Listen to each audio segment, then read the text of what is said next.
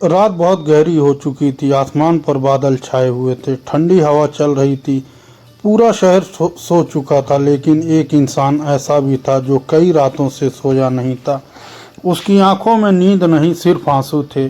उसके होठ बार बार कांप रहे थे और उसकी जुबान पर बस एक ही बात थी, या अल्लाह, क्या मैं सच में इतना बुरा हूँ कि हर दरवाज़ा मेरे लिए बंद हो गया। कभी कभी इंसान लोगों की नज़रों में नहीं, अपनी ही दिल की नज़रों में हार जाता है, और वही हार सबसे ज़्यादा दर्द देती है। यह कहानी एक ऐसे नौजवान की है जिसे पूरा शहर नाकाम कहकर पुकारता था, जिसका नाम सुनते ही लोग अफसोस से सर हिला देते। लेकिन उन्हें क्या पता था कि अल्लाह अपने जिस बंदे को सबसे ज़्यादा आजमाता है, कभी कभी उसी के लिए सबसे बड़ा करम भी लिख देता है। उस नौजवान का नाम था सैफ। सैफ बचपन से ही बहुत सीधा था। उसके अब्बू मेहनत मजदूरी करते, अम्मी 5 वक्त की नमाज पढ़ती। घर छोटा था मगर दिल बहुत बड़े थे। अम्मी हमेशा कहा करती थी, बेटा, दुनिया अगर तुझे छोड़ भी दे तो अपने रब का दर कभी मत छोड़ना।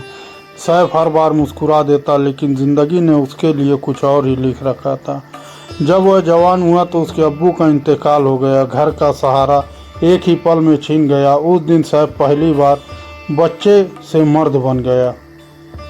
उसने अपनी पढ़ाई छोड़ दी, छोटे छोटे काम करने लगा। कभी बोझ उठाता, कभी दुकान पर बैठता, कभी किसी के घर सामान पहुंचाना। दिन भर मेहनत करता, लेकिन शाम तक जेब फिर भी खाली रहती। अम्मी हर बार कहती, बेटा, रिस्क देने वाला मालिक है, लोग नहीं।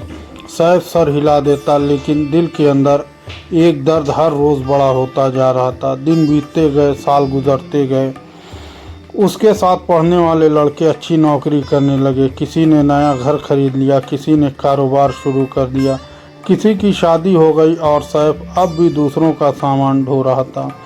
लोग उसे देखते और कहते, इससे कुछ नहीं होगा, बेचारा, किस्मत ही खराब है, अरे यह तो पैदा ही नाकाम हुआ है।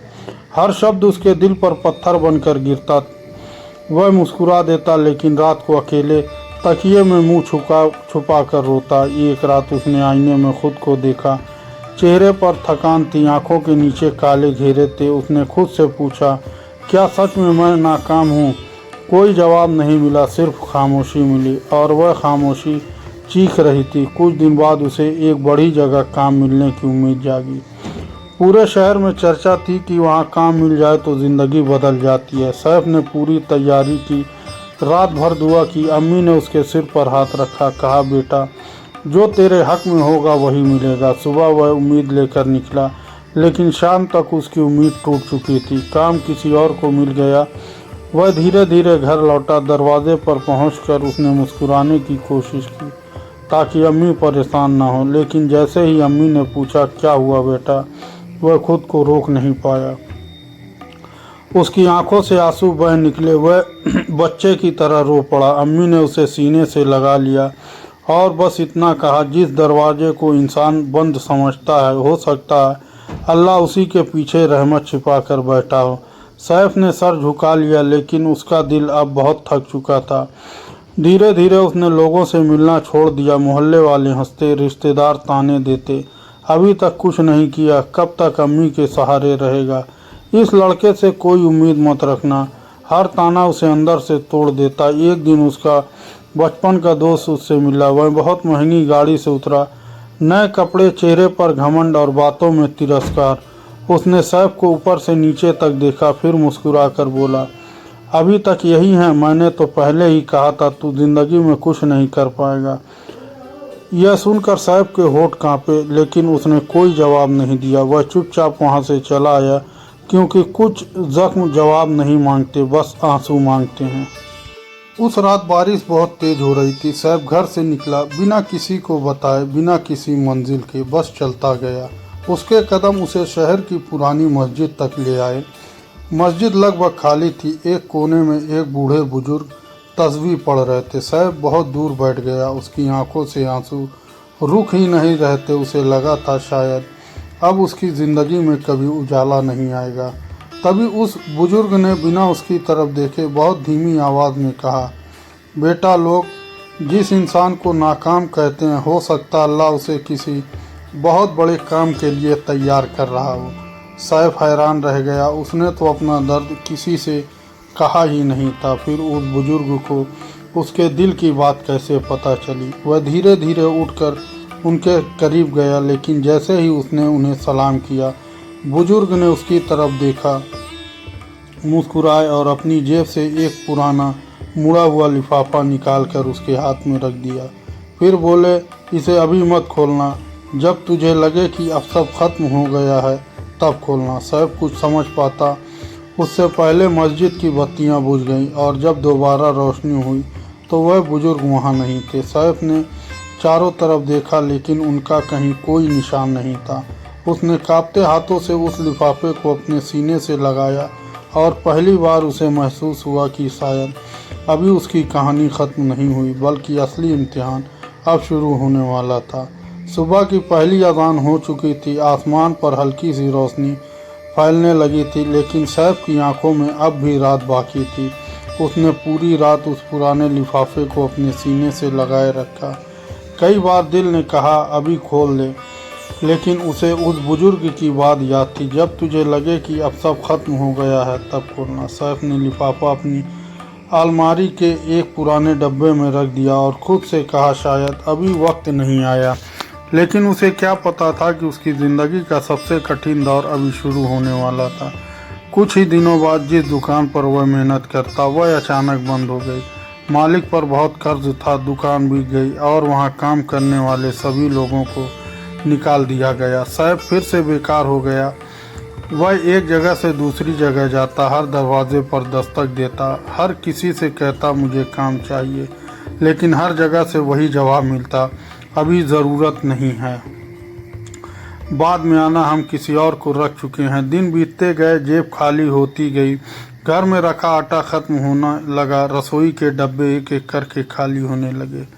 एक शाम अम्मी ने आखिरी बची 2 रोटियां बनाई, एक सैफ की थाली में रख दी, दूसरी खुद के सामने रखी। लेकिन सैफ ने देखा अम्मी बार बार पानी पी रही थी, उन्होंने रोटी को हाथ तक नहीं लगाया। सैफ समझ गया घर में इतना भी खाना नहीं बचा था कि दोनों का पेट भर सके। उसने अपनी रोटी का टुकड़ा तोड़ा और मुस्कुरा कर बोला, अम्मी आज मेरा दिल नहीं कर रहा, आप खा लीजिए। अम्मी भी मुस्कुरा दी, लेकिन अपने बच्चे का दिल पढ़ लेती हैं। उन्होंने कहा, बेटा झूठ बोलने की कोशिश मत कर, तेरे पेट की भूख तेरी आंखों में दिखाई दे रही है। दोनों एक दूसरे को खिलाने की कोशिश करते रहे और दोनों ही भूखे सो गए।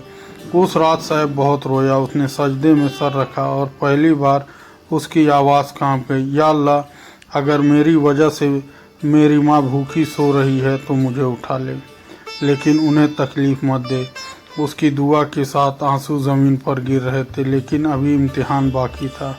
कुछ दिनों बाद अम्मी की तबीयत अचानक बिगड़ गई, तेज़ बुखार, कमज़ोर जिस्म और सांस लेने में तकलीफ़। सैफ उन्हें लेकर हकीम के पास पहुंचा। दवा लिखी गई, लेकिन दवा खरीदने के लिए पैसे नहीं थे। वह एक दवा की दुकान पर गया, धीरे से बोला, भाई मैं काम करके पैसे चुका दूंगा, अभी दवा दे दीजिए। दुकानदार ने उसकी तरफ देखा और सख्त लहजे में बोला, यहाँ उधार नहीं मिलता। सैफ ने हाथ जोड़ दिए, लेकिन कोई फ़ायदा नहीं हुआ। वह खाली हाथ लौट आया। घर पहुंचकर उसने अम्मी से झूठ कहा, दवा अभी नहीं मिली, कल मिल जाएगी। अम्मी ने उसकी तरफ देखा और सिर्फ इतना कहा, बेटा झूठ मत बोल, तेरी आंखें सब बता रही है। सैफ का दिल टूट गया। वह अम्मी के पैरों में बैठ गया और बच्चों की तरह रोने लगा। अम्मी ने उसके सर पर हाथ फेरा, बेटा याद रख, जिस घर में सब्र रहता है उस घर में से रहमत कभी दूर नहीं जाती, लेकिन इंसान का दिल कभी कभी अपने ही दर्द के नीचे दब जाता है। अगले दिन सैफ अपने पुराने दोस्तों के पास गया, जिनके साथ उसने बचपन बिताया था। किसी ने कहा भी पैसे नहीं है, किसी ने कहा भाई हम भी परेशान हैं, और कुछ लोग उससे मिलने तक बाहर नहीं आए। वह लौट रहा था, तभी पीछे से 2 लड़कों की आवाज़ आई, देख फिर मदद मांगने आया था, जिसे लोग नाकाम कहते हैं वह आखिरकार नाकाम ही रहता। सैफ ने यह सब सुन लिया, लेकिन इस बार उसकी आंखों में आंसू भी नहीं आए। जब दर्द हद से बढ़ जाता है तो आंसू भी साथ छोड़ देते हैं। उस शाम उसी पुरानी मस्जिद में पहुंचा जहां उस बुजुर्ग से मुलाकात हुई थी। उसने हर कोना देखा, हर नमाजी से पूछा। यहाँ एक बुजुर्ग बैठते थे, हाथ में तस्बीह रहती थी। सबने हैरानी से उसकी तरफ देखा। एक बूढ़े नमाजी ने कहा, बेटा मैं 20 साल से यहाँ नमाज पढ़ रहा हूँ। जिस बुजुर्ग का तू जिक्र कर रहा है मैंने उन्हें कभी नहीं देखा। साहब के पैरों तले ज़मीन खिसक गई। वह देर तक मस्जिद के सहन में बैठा रहा। उसके दिल में अजीब सी हलचल थी। क्या वह मुलाकात सच थी या अल्लाह की तरफ से कोई निशानी? उसी रात जब वह घर पहुंचा तो देखा अम्मी बेहोश पड़ी हैं। साहब घबरा गए। उसने पड़ोसियों की मदद से उन्हें उठाया, लेकिन किसी के पास भी इतना नहीं था कि इलाज का पूरा खर्च उठा सके। साहब ने आसमान की तरफ देखा। उसकी आवाज़ टूट चुकी थी। या अल्लाह, अब तो सचमुच सब खत्म हो गया। इतना कहते ही अचानक उसे वह पुराना लिफाफा याद आया। उसके हाथ कांपने लगे, दिल जोर जोर से धड़कने लगा। वह दौड़कर अलमारी के पास गया, पुराना डिब्बा खोला। लिफाफा अब भी वहीं रखा था। उसने उसे दोनों हाथों में लिया और आंसू लगातार गिर रहे थे। उसे बुजुर्ग की आवाज़ याद आई, जब तुझे लगे कि अब सब खत्म हो गया तब खोलना। साहब ने कांपते हाथों से लिफाफे की मुहर तोड़नी चाहिए, लेकिन जैसे ही उसने उसे खोलने की कोशिश की, अंदर से एक छोटी सी तह की हुई चिट्ठी ज़मीन पर गिर पड़ी। उस चिट्ठी की पहली पंक्ति पढ़ते ही साहब का पूरा जिस्म कांप उठा। उसमें लिखा था, अगर यह चिट्ठी तेरे हाथ में है तो समझ ले तेरे रब ने अभी तुझे छोड़ा नहीं है। और उसी पल दरवाजे पर किसी ने दस्तक दी। साहब ने कांपते हुए दरवाजे की तरफ देखा। आखिर इस वक्त कौन आया था? दरवाजे पर लगातार दस्तक हो रही थी। साहब के हाथ अब भी कांप रहे थे। एक हाथ में वह पुरानी चिट्ठी, दूसरे हाथ में उसने धीरे धीरे दरवाज़ा खोला। साहब कुछ पल उन्हें देखता रहा, फिर बिना कुछ कहे उन्हें अंदर ले आया। बुजुर्ग ने सबसे पहले बीमार अम्मी की तरफ देखा, उनके पास जाकर दुआ पड़ी। फिर साहब की ओर मुड़कर बोले, घबराओ मत, हर बीमारी के साथ अल्लाह ने शिफा भी उतारी है। उन्होंने अपने साथ लाया हुआ एक थैला खोला। उसमें कुछ दवाइयाँ थी, थोड़ा राशन था और एक लिफाफा भी। साहब की आंखें भर आई। उसने पूछा, आप कौन हैं? आपको हमारे बारे में कैसे पता चला? बुजुर्ग मुस्कुरा दिए। उन्होंने कहा, कभी कभी अल्लाह अपने बंदे की मदद ऐसे लोगों के ज़रिए भेजता है जिन्हें बंदा पहचान भी नहीं पाता। यह कहकर उन्होंने साहब से कहा, पहले वह चिट्ठी पूरी पढ़ो। साहब ने कांपते हाथों से चिट्ठी खोली। उसमें लिखा था, मेरे प्यारे बेटे, अगर तू यह पढ़ रहा है तो इसका मतलब है तेरे दिल को दुनिया ने बहुत दुख पहुंचाया। लोगों ने तुझे नाकाम कहा होगा, तेरे अपने भी तुझसे दूर हो गए होंगे, लेकिन याद रख, लोग आज तेरी आज हालत देखते हैं तो रब तेरा पूरा सफ़र देखता है। जिस बीज को ज़मीन में दबाया जाता है लोग समझते हैं वह ख़त्म हो गया, लेकिन अल्लाह उसी बीज से एक बड़ा दरख्त उगा देता है। तेरी हर आह, तेरा हर आंसू, तेरी हर दुआ तेरा रब देख रहा है। हार मत मान, जब तक सांस है रहमत की उम्मीद भी है। साहब चिट्ठी पढ़ते पढ़ते रो पड़ा। इतना रोया कि जैसे बरसों का दर्द आंसुओं के साथ निकल रहा हो। उसने सजदे में सर रख दिया और कहा, या अल्लाह, मैंने लोगों की बातों पर यकीन कर लिया, मैंने खुद को नाकाम समझ लिया, लेकिन तू हर वक्त मेरे साथ था, मुझे माफ़ कर दे। उस दिन साहब ने दिल से तौबा की। उसने शिकायत छोड़ दी। उसने लोगों से उम्मीद छोड़कर सिर्फ अपने रब से उम्मीद छोड़ दी। कुछ दिन बाद उसी बुजुर्ग ने उसे अपने छोटे से कारोबार में काम दे दिया। काम आसान नहीं था। सुबह फजर से पहले उठना, दिन भर मेहनत करना, ईमानदारी से हर जिम्मेदारी निभाना। लेकिन इस बार सैफ के चेहरे पर शिकायत नहीं। हर काम से पहले वह बिस्मिल्लाह कहता। हर शाम अल्लाह का शुक्र अदा करता। धीरे धीरे लोगों ने उसकी सच्चाई देखनी शुरू की। जिसे कभी कोई काम देने को तैयार नहीं था, अब लोग उसी को ढूंढने लगे। उसकी ईमानदारी उसकी पहचान बन गई। एक दिन वही पुराना दोस्त जो कभी उसे नाकाम कहकर हंसा था उसके पास आया।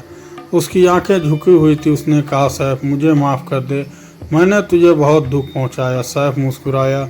उसने उसे गले लगा लिया और बोला, जिसे अल्लाह माफ़ कर सकता है उसे मैं कैसे ठुकरा दूं। दोनों की आंखों से आंसू बह निकले। कुछ महीने बाद अम्मी पूरी तरह ठीक हो गई। घर में फिर से बरकत आने लगी। रसोई जो कभी खाली रहती थी अब उसमें खाने की खुशबू आने लगी। लेकिन सैफ नहीं बदला। वह आज भी उसी पुरानी मस्जिद में जाता, उसी जगह बैठता जहां पहली बार उसके दिल में उम्मीद जगी थी। एक दिन उसने मस्जिद के इमाम से पूछा, क्या आपको उस बुजुर्ग के बारे में कुछ पता चला? इमाम ने मुस्कुरा कर कहा, बेटा, हम उन्हें नहीं जानते, लेकिन इतना ज़रूर जानते हैं कि जब कोई बंदा पूरी सच्चाई से अपने रब की तरफ लौटता है तो अल्लाह उसके लिए ऐसे रास्ते खोल देता है जिनका इंसान सोच भी नहीं सकता। साहब की आंखें से फिर आंसू निकल आए। उसने आसमान की तरफ देखा। आज उसकी आंखों में शिकायत नहीं, शुक्र था। वह समझ चुका था नाकामी रिस्क की कमी नहीं होती, नाकामी अल्लाह से उम्मीद छोड़ देना होती है। जिस दिन इंसान हर हाल में अपने रब पर भरोसा करना सीख लेता है, उसी दिन उसकी असली कामयाबी शुरू हो जाती है। याद रखिए, आज अगर लोग आपको नाकाम कह रहे हैं तो हो सकता है अल्लाह आपको ऐसी मंजिल के लिए तैयार कर रहा हो जिसे देखकर कल वही लोग हैरान रह जाएं। इसलिए कभी अपनी दुआएं मत छोड़िए, कभी अपना सजदा मत छोड़िए, कभी तौबा का दरवाज़ा बंद मत कीजिए और कभी अपने रब की रहमत से मायूस मत होइए। क्योंकि जिस इंसान को सारी दुनिया छोड़ देती है, अगर वह अल्लाह का दामन पकड़ ले तो फिर उसकी कहानी यहीं ख़त्म नहीं होती, यहीं से नई शुरुआत होती है।